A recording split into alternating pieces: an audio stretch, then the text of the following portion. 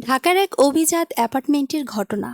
আমার পুত্রবধূ আমাকে সবার সামনে পুরনো কাজের বেটি বলে অপমান করেছিল, কিন্তু আমি যখন শুধু একটি চাবি রেখে ঘর থেকে বেরিয়ে গেলাম, তখন আমার ছেলে জানতে পারল যে বাড়িতে তারা রাজত্ব করছিল সেটির আসল মালিক আসলে আমি। ভোর 6টা, রান্নাঘর থেকে চায়ের কোনো সুবাস আসছে না। বাড়ির সবাই হঠাৎ এমন কিছু উপলব্ধি করলো যা তারা আগে কখনো ভাবেনি। যে মহিলাকে তারা বার্ধক্যের বোঝা মনে করত, আসলে তিনিই ছিলেন এই সংসারের মেরুদণ্ড। রান্নাঘর একদম পরিষ্কার, গ্যাসের চুলা বন্ধ, বাচ্চাদের টিফিন বক্স খালি পড়ে আছে, স্কুলের ইউনিফর্ম ইস্ত্রি করা হয়নি, আর ডাইনিং টেবিলে পড়ে আছে শুধু একটি চাবি। তার নিচে হাতে লেখা একটি ছোট্ট চিরকুট: এখন থেকে আমার আত্মসম্মান রক্ষার দায়িত্ব আমার নিজেরই। প্রতিদিন ভোর 5টায় শান্তা বেগম সেই 4 বেডরুমের ফ্ল্যাটে ঘুম থেকে উঠতেন। জায়নামাজে বসে তসবি পাঠ শেষে তিনি আদা চা বানাতেন। এরপর নাতি আয়ান আর নাতনি আরিশার টিফিন গুছিয়ে দিতেন। ছোট নাতি নীলকে দুধ খাওয়াতেন, আর বড় পুত্রবধূ নিশার জন্য ডায়েট রুটি ও ছেলে আরিশের জন্য হালকা নাস্তা তৈরি করতেন। পুরো সংসারের বোঝা তিনি নিজের বয়সের ভারে নয়ে পড়া হাঁটুতেই বহন করতেন। কিন্তু সে একই বাড়িতে প্রায়ই শোনা যেত, সারাদিন করোটা কি মা, তুমি তো শুধু বসেই থাকো। নিশা আয়নার সামনে দাঁড়িয়ে সাজতে সাজতে প্রায় কথা বলতো, যেন এই সংসারটা জাদুর ছোঁয়ায় নিজে নিজেই চলে। আরিশ চুপ করে থাকত, আর ছেলের এই নীরবতা শান্তা বেগমকে যে কোনো কটু কথার চেয়ে বেশি কষ্ট দিত। আগের রাতটি ছিল সহ্য ক্ষমতার শেষ সীমা। নিশার বন্ধুরা এসেছে, দামি পোশাক, উচ্চস্বরে হাসি, আর চারিদিকে টিকটক রিলসের ছড়াছড়ি। এর মধ্যে শান্তা বেগম চায়ের ট্রে নিয়ে এদিক সেদিক দৌড়াচ্ছেন। ছোট নীল তার শাড়ির আঁচল ধরে কাছে, আরিশা জ্বরে ধুকছে, আর আয়ান হোমওয়ার্ক নিয়ে দাঁড়িয়ে আছে। নিশা বন্ধুদের সামনে হেসে বলল, আসলে মাকে আমরা এখানে রাখি যাতে একটু সাহায্য হয়। এই বসে আর তাকে কে দেখবে, অন্তত কাজের মধ্যে থাকলে তার সময়টাও কাটে। একজন বন্ধু ভদ্রভাবে জিজ্ঞেস করল, উনি কি তোমার মা? নিশা একটু বাঁকা হাসিতে উত্তর দিল, না, শাশুড়ি, তবে ঘরের টুকটাক কাজে বেশ কাজের। সেই কথাটি শুধু শান্তা বেগমের কানে ঢোকেনি, তা সরাসরি তার বুক ফুঁড়ে চলে গেল। আরে সব শুনল, দেখল, কিন্তু সে শুধু ফোনের দিকে তাকিয়ে নিচু স্বরে বলল, নিশা, থাক না এসব। কোনো প্রতিবাদ নেই, মায়ের পক্ষ নিয়ে কোনো কথা নেই। এমনকি মায়ের চোখের দিকে তাকিয়ে একবারও তাকালো না সে। সেদিন রাতে শান্তা বেগম নীরবে কাঁদলেন এবং কিছুই খেলেন না। নাতিরা তার ঘরে এলো, দাদু, তোমার কি মন খারাপ? তিনি আয়ানের মাথায় হাত বুলিয়ে দিলেন, না রে দাদু ভাই, আমি শুধু একটু ক্লান্ত। কিন্তু সেই ক্লান্তিটা সাধারণ শরীরের ক্লান্তি ছিল না, ছিল বছরের পর বছর জমে থাকা অবহেলার ক্লান্তি। স্বামী মারা যাওয়ার পর শান্তা বেগম তার পেনশনের টাকা দিয়ে ফ্ল্যাটটি কিনেছিলেন। আরিশ তখন মাত্র চাকরি শুরু করেছে। তিনি ভেবেছিলেন ছেলে থিতু হবে, তার বউ ঘরে মায়া আনবে, আর জীবনটা শান্তিতে কাটবে। তিনি ফ্ল্যাটটি নিজের নামে রেখেছিলেন, তবে ছেলেকে থাকতে দিয়েছিলেন। সংসারের বাজার খরচ, বাচ্চাদের স্কুলের বেতন, আরিশার চিকিৎসার বিল, গাড়ির কিস্তি, এমনকি নিশার অনলাইন শপিংয়ের টাকাও শান্তা বেগম তার জমানো সঞ্চয় থেকে দিচ্ছিলেন। অথচ তাকে বলা হতো পুরনো সেকেলে মহিলা, সে কিছুই করে না। পরদিন সকালে নিশা রান্নাঘরে ঢুকে ফ্যাকাশে হয়ে গেল, আরিশ, মা তো ঘরে নেই। আরিশ সব রুম খুঁজল, আলমারি খালি, মায়ের সব ওষুধ নেই, তার ব্যবহারের ট্রাঙ্কটি নেই, এমনকি বিছানার পাশের তাসবি আর জায়নামাজটাও নেই। 18 বার ফোন দেওয়ার পর শান্তা বেগম ধরলেন না। তিনি তখন চট্টগ্রামের একটি শান্ত গেস্ট হাউসে জানালার পাশে বসে নিরিবিলি চা খাচ্ছিলেন। বহু বছর পর কারো হুকুম ছাড়া, কোনো তাড়াহুড়ো ছাড়া প্রথমবার নিজের জন্য বাঁচছেন। এদিকে ঢাকার ফ্ল্যাটে হাহাকার। আরিশার জ্বর 102 ডিগ্রিতে পৌঁছেছে। আয়ান স্কুল বাস মিস করেছে। ক্ষুধার জ্বালায় নীল কাঁদছে। নিশার অফিস থেকে ঘন ঘন ফোন আসছে, ফ্রিজ খালি, দুধ নেই, সবজি নেই, আটাও নেই। নিশা যখন বাজার করার কার্ডটা খুঁজতে গেল, দেখল সেটি ব্লক করা। আরিশ ব্যাংকের অ্যাপ চেক করে দেখল তাদের জয়েন্ট অ্যাকাউন্ট থেকে রাত 2টা 17 মিনিটে টাকা সরিয়ে নেওয়া হয়েছে। নিশা কাঁপা কাঁপা গলায় বলল, আরিশ, মা কি সব টাকা নিয়ে গেল? ঠিক তখনই আরিশের ফোনে শান্তা বেগমের একটা মেসেজ এলো। যখন সম্মানকে সহজলভ্য মনে করা হয়, তখন তার মূল্য বুঝতে দেরি হয়ে যায়। 5 মিনিট পর এক আইনজীবীর ফোন এলো আরিশের কাছে। জনাব আরিশ, আপনার মা একটি আইনি নোটিশ পাঠিয়েছেন। আগামী 30 দিনের মধ্যে আপনাদের এই ফ্ল্যাটটি খালি করার নির্দেশ দেওয়া হয়েছে। আইনজীবীর ফোনটা পাওয়ার পর আরিশের হাত থেকে ফোনের কার্পেটের ওপর পড়ে গেল।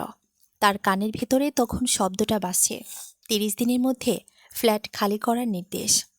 নিশা ড্রয়িং রুমের সোফায় ধপ করে বসে পড়ল। তার সাজগোজ করা মুখটা এখন ফ্যাকাশে। সে অবিশ্বাসের সুরে বলল, মা, এটা করতে পারে না আরিশ। এই ঘর, এই আসবাবপত্র সব আমাদের। উনি আমাদের বের করে দেবেন মানে? ওনার তো আমাদের ছাড়া কেউ নেই। আরিশ তিক্ত হাসল। তার চোখের সামনে কাল রাতের দৃশ্যটা ভেসে উঠল। বন্ধুদের সামনে নিশাকে সে থামায়নি, উল্টো মায়ের অসহায়ত্বের সুযোগ নিয়েছে।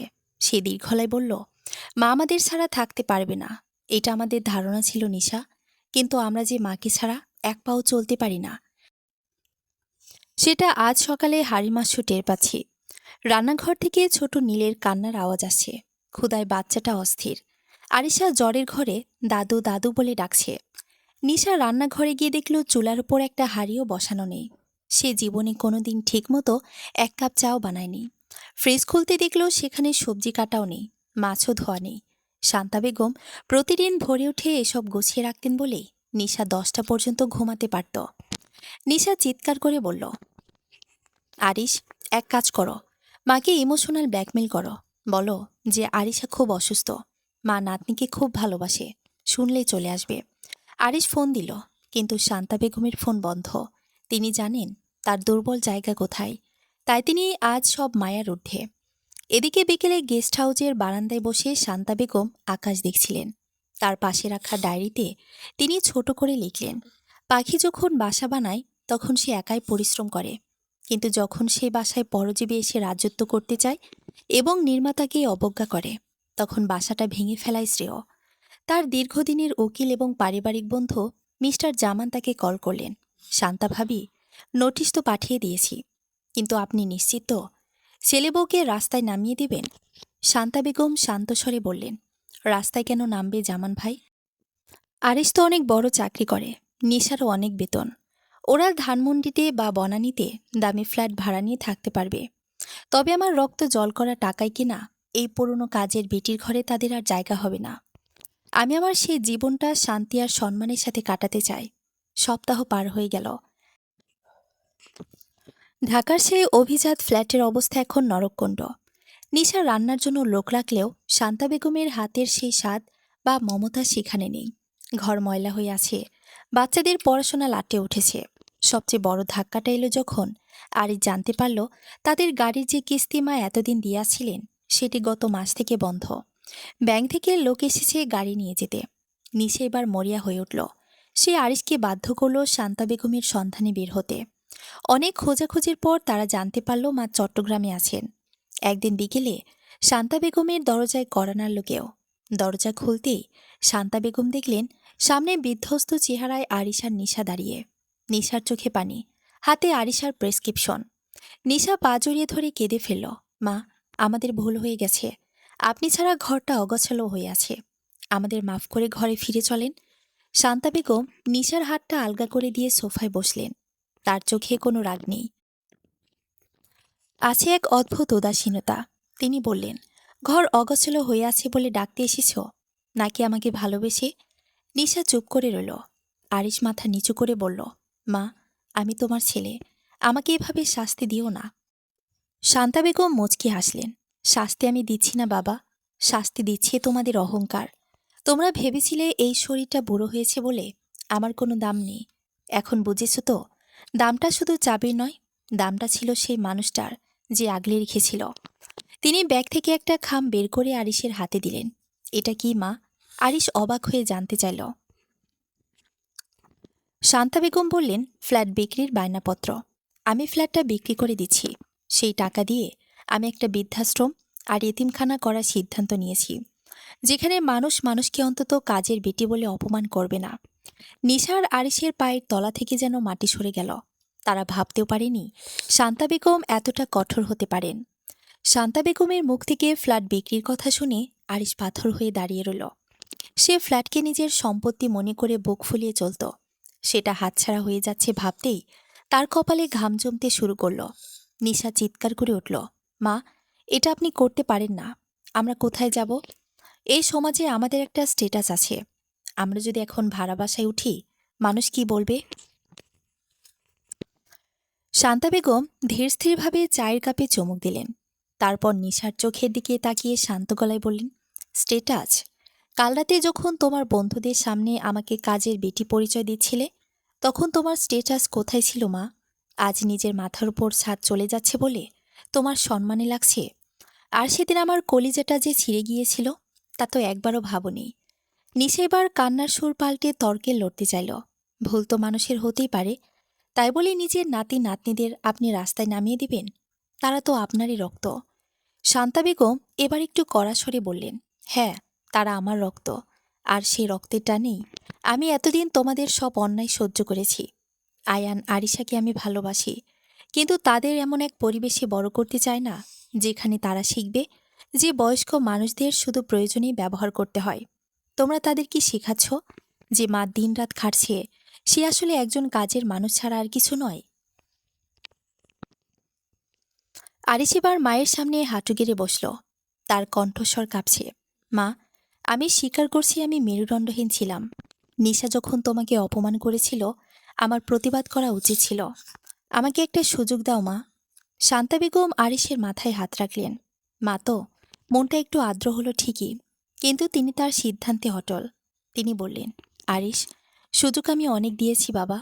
প্রতিবার যখন তোমরা আমাকে অবহেলা করেছ, আমি ভেবেছি পরের বার হয়তো ঠিক হয়ে যাবে।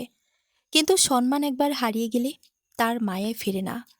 শান্তা বেগম আলমারি থেকে আরেকটি কাগজ বের করলেন। আরিশ, ফ্ল্যাটটা আমি বিক্রি করছি ঠিকই, তবে তোমাদের একদম রাস্তায় নামাচ্ছি না। এই বায়নাপত্রের অর্ধেক টাকা দিয়ে আমি তোমাদের জন্য শহরের একটু দূরে একটা ছোট 2 বেডরুমের ফ্ল্যাট বুক করে দিয়েছি। সেখানে থাকবে, নিজেরা কাজ করে খাবে, কোনো গৃহকর্মী থাকবে না, কোনো দামি লাক্সারি থাকবে না। যদি 1 বছর তোমরা সেখানে নিজেদের অহংকার বিসর্জন দিয়ে শান্তিতে থাকতে পারো, তবে আমি বুঝব তোমরা মানুষ হয়েছ। নিশামুখ কালো করে বলল, 2 বেডরুমের ছোট ফ্ল্যাট, সেখানে আমরা অ্যাডজাস্ট করব কি করে? শান্তা বেগম উঠে দাঁড়ালেন। সেটা তোমাদের ব্যাপার। আমার এই বড় ফ্ল্যাটটির বাকি টাকা যাবে সেসব মায়েদের জন্য, যাদের সামর্থ্য নেই কিন্তু আত্মসম্মান আছে। আগামী পরশু তোমাদের নতুন ফ্ল্যাটের চাবি বুঝিয়ে দেওয়া হবে। আর হ্যাঁ, এই চাবিটা পাওয়ার আগে তোমাদের অফিসের কলিগ আর বন্ধুদের সামনে স্বীকার করতে হবে যে এতদিন তোমরা যে বাড়িতে রাজত্ব করেছিলে, সেটার আসল মালিক তোমাদের ওই পুরনো সেকেলে মা। নিশা আর আরিশ একে অপরের দিকে তাকালো।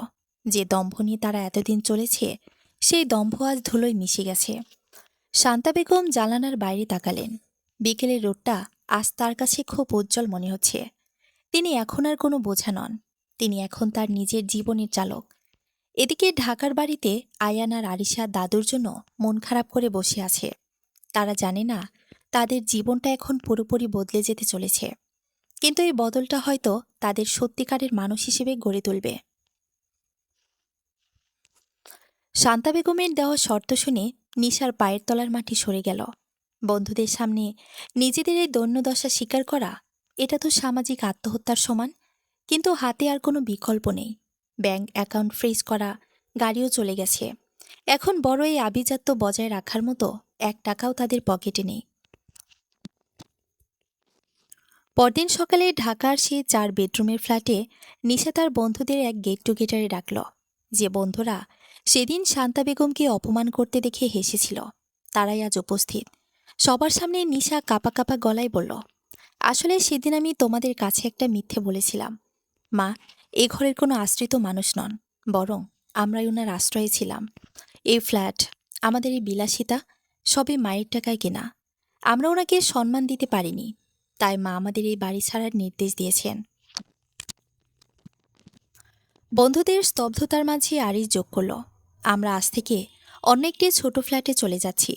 মা আমাদের জীবনের আসল চাবিকাঠিটা আজ আমার হাতে ধরিয়ে দিয়েছেন। সেটা হলো আত্মসম্মান আর পরিশ্রমের মূল্য। বন্ধু মহলে ফিসফাস শুরু হলো। কেউ করুণার চোখে তাকালো, কেউ বা বিদ্রুপের।